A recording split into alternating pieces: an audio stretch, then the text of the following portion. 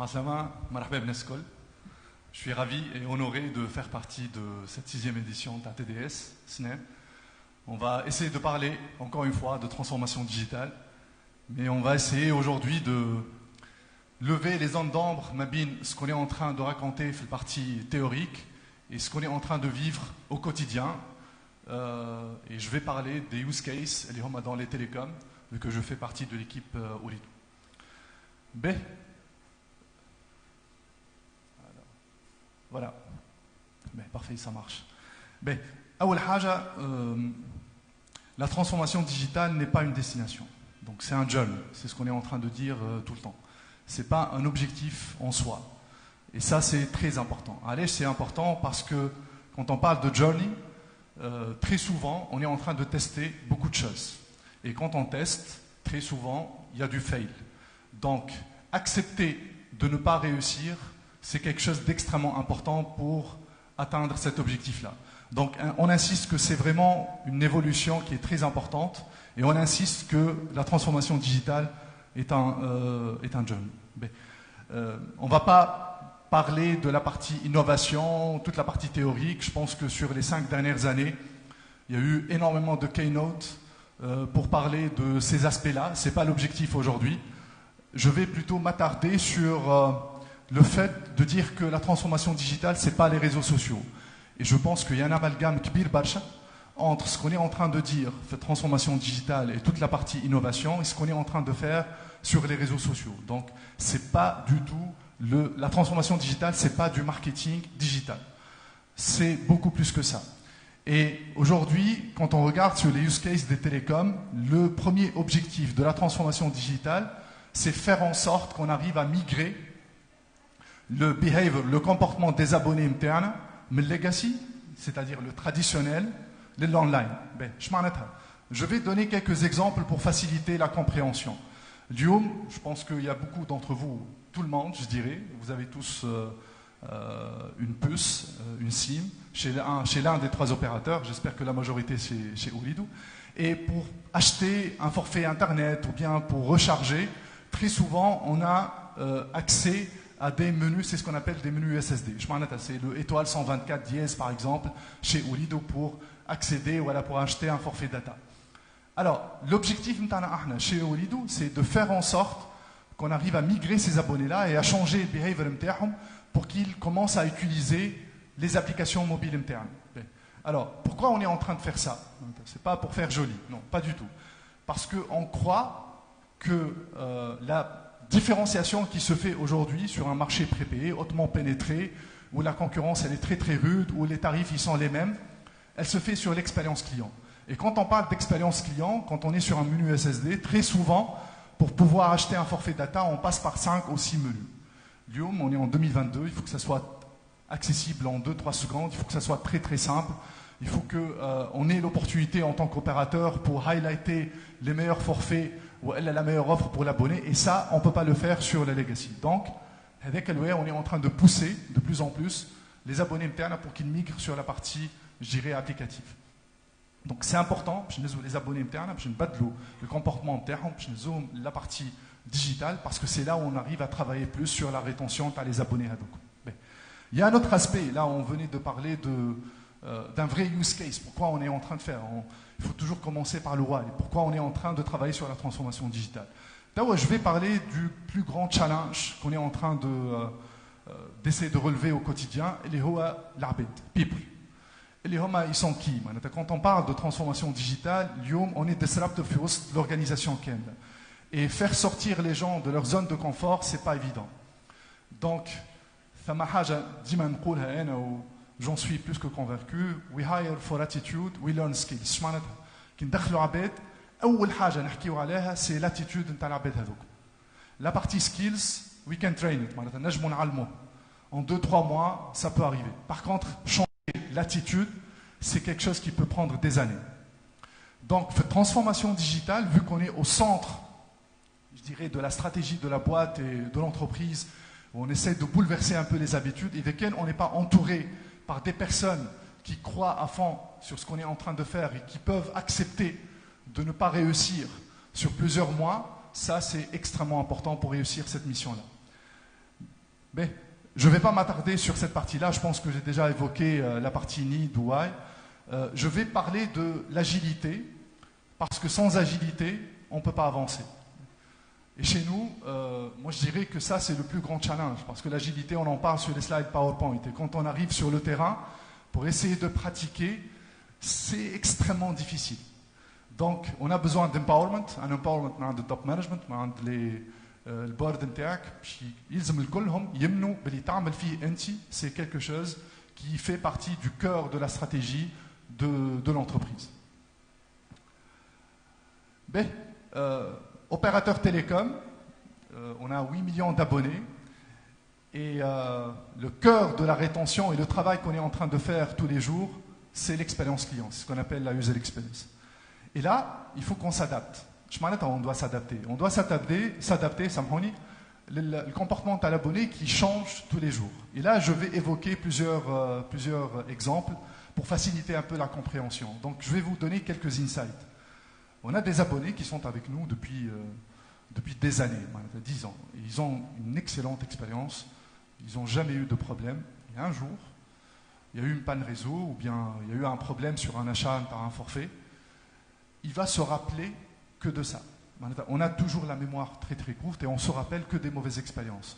Le rôle m'tana ahna, c'est de faire en sorte qu'on travaille sur une amélioration continue de cette expérience client pour faire en sorte que l'abonné yabqa dima, parce que finalement le métier d'un opérateur télécom, la proximité qu'on a avec le client tous les jours, on est sur 10-12 heures d'expérience tous les jours, que ce soit à travers le réseau, la voix, la data, les boutiques. Et ça, c'est un énorme challenge pour nous. Donc, il faut qu'on arrive à décortiquer cette expérience de bout en bout et faire en sorte que tous les jours, on essaie d'améliorer et de se dire qu'il n'y a pas de finalité sur l'expérience client. C'est quelque chose qui vit au quotidien et il ne faut pas se dire qu'on est parfait. Parce que personne n'est parfait et il n'y a aucune expérience qui est parfaite. Mais ce qu'on est en train de faire, Lyoum, Ahna, chez Ooredoo particulièrement, on est en train de travailler sur cette user experience parce que c'est ça qui fera la différence demain. J'ai évoqué qu'on était sur un marché mobile hautement pénétré, on est à 140% de taux de pénétration. Ça veut dire qu'il y a pratiquement 14 millions d'abonnés sur le marché. Si on essaie de se différencier aujourd'hui, ça se fait plus sur la partie pricing. Il y a un régulateur, les 3 opérateurs, ils ont pratiquement le même catalogue de produits. Donc, il y a l'innovation, il y a l'expérience client. Donc, avec Eloué Ahna, ça fait partie du cœur de la transformation digitale, cette expérience client. Et c'est pour cette raison qu'on lui accorde une importance qui est la bâche. Alors, je vais parler un peu les challenges. J'avais évoqué la partie people au départ. Mais Guillaume, je vais parler aussi du fait de sortir un peu de sa zone de confort, le fait d'avoir peur de ne pas réussir. Le fail, c'est humain. Donc ça, c'est quelque chose d'extrêmement important. Le fait d'avoir cette attitude-là, j'ai insisté au départ, c'est quelque chose qui va nous aider à avancer et faire en sorte qu'on soit au cœur de la transformation de l'entreprise pour driver la croissance interne. Donc, il faut voir l'opportunité dans cette transformation. Il ne faut pas rester dans cette zone de confort, il faut plutôt sortir de cette zone de confort pour essayer d'améliorer cette expérience client et faire en sorte qu'on accompagne, je dirais, effectivement, c'est un journey, il faut l'accompagner au quotidien. Je vais finir par quelque chose qui est important parce qu'on parle de transformation digitale depuis plusieurs années, c'est pas quelque chose qui est c'est quelque chose, c'est un must-have. Allez, c'est un must-have parce que si on n'arrive pas à intégrer cette transformation culture dans l'entreprise, moi je dirais qu'il y a un grand risque de disparaître. Le taux de pénétration de la data il est extrêmement important. Si on parle de la communauté, les gaming et les gens qui sont les jeunes, Gen Y ou Gen Z, c'est des gens qui sont, je dirais, extrêmement exigeants. Et si on ne travaille pas sur la digitalisation, on ne pourra pas avancer et on ne pourra pas les retenir avec nous. Voilà, je pense que j'avais évoqué, j'ai fait le tour. Il faut influencer. J'insiste sur la partie attitude. l'humain, il est au cœur de cette transformation digitale. Et s'il y a des questions, il ne faut pas hésiter.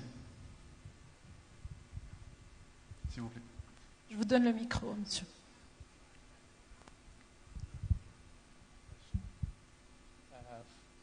Bonjour. Vous avez exprimé que pour... désolé un peu la traque. Oui, donc vous avez dit que pour changer l'attitude du client, c'est assez dur. Mais vous n'avez pas donné des exemples sur ça. J'attendais un peu à des exemples. Si vous avez des exemples pratiques pour en fait, voilà, c'est-à-dire des stratégies pour influencer les clients à utiliser le digital, sachant que vous avez évoqué le point que généralement c'est difficile à changer l'attitude. Très bonne question. Je vais donner encore une fois des insights. Chez nous, si un abonné il veut acheter un forfait Internet ou il veut envoyer un forfait Internet pour une autre personne, s'il le fait sur la commande du SSD, il passera par 5 écrans. 5 écrans. S'il le fait à partir de l'application, il va pouvoir accéder à tous les forfaits d'abord, ça c'est important. Donc on pourra highlighter quels sont les meilleurs forfaits qui sont adaptés à ce besoin-là, et il le fera à partir d'un seul écran. Donc je pense, si un abonné il expérience un peu ce use case-là, ما ثماش علاش باش يرجع يعمل اليو اس اس دي. المهم نتاعنا احنا سي دو فير ان سورت كون ترافاي سور لا بارتي اويرنس، معناتها يلزم يفهم ويعرف الكليون بلي ثما باغ اكزومبل اون ابليكاسيون سيلف كير اللي هي ماي اوريدو اللي هي بلاش ينجم يهبطها من ستور، il peut naviguer عليها من غير ما يكونسومي داتا et il peut l'utiliser au quotidien avec beaucoup de facilité. À partir du moment où il fait cette expérience-là, ما ثماش علاش باش يرجع يستعمل اليو اس اس دي. D'accord? Ça c'est un use case. ثم la partie onboarding, la première étape pour expérimenter le digital. Je vais prendre un autre exemple. On a une offre jeune qu'on a lancée il y a une année, récemment. Alors, pour encourager les abonnés internes à acheter cette nouvelle offre, qui a une expérience unique. Elle est complètement différente de ce qu'on est en train de faire avec les autres offres. Elle est destinée vers les jeunes, faire beaucoup de contenu. Je pense qu'il y avait une keynote sur la partie gaming, donc elle est très orientée gaming et content. Alors, la première étape qu'on avait faite, c'est une action trade marketing sur le terrain, avec une roue de la fortune. Oui, un abonné, il est à 100% gagnant, il est Ken Yijli, cette puce-là, où il habite l'application. Une fois il habite l'application et il arrive à voir son solde, il peut recharger l'application, il peut acheter un forfait data, il peut voir. On est en train de highlighter à chaque fois les nouveaux forfaits ou les partnerships. La partie legacy. Donc je pense que c'est deux insights qui expliquent un peu ce qu'on est en train de faire pour encourager effectivement les abonnés internes à migrer de legacy le digital. Merci.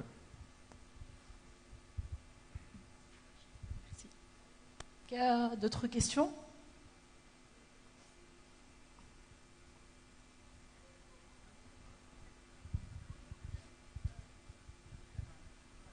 Merci. Bonjour, je m'appelle Saoussane et je travaille beaucoup avec les jeunes dans les communautés qui sont les plus sensibles et pauvres, marginales du pays.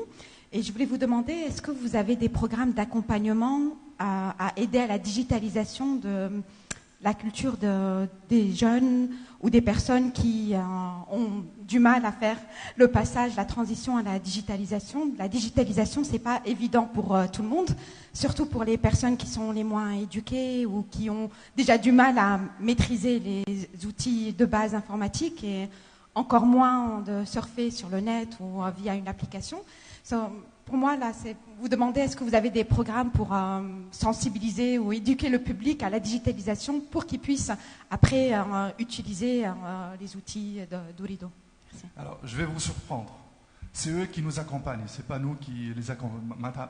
Les jeunes, avec la pénétration de la data Lyon Fitounes, c'est eux qui sont en train d'accompagner et on est en train d'apprendre. Donc c'est quelque chose qui est inné chez eux. Et early stage, à partir de 10 ans, et ça je parle de facts, je ne suis pas en train de mettre des hypothèses. Ces jeunes-là, les feedbacks qu'on est en train de recevoir partout en Tunis, le Grand Tunis, le Gafsa, ils ont des feedbacks extrêmement, des learning et on essaye de les introduire, ces feedbacks-là, pour justement améliorer l'expérience client. Donc c'est des digital natives, tout simplement. en 2022, ces jeunes-là, c'est des digital natives. Et on est en train d'apprendre main de monde. Merci. Une autre question, c'est bon? Je pense que c'est bon. Merci beaucoup. Merci beaucoup, Haitham.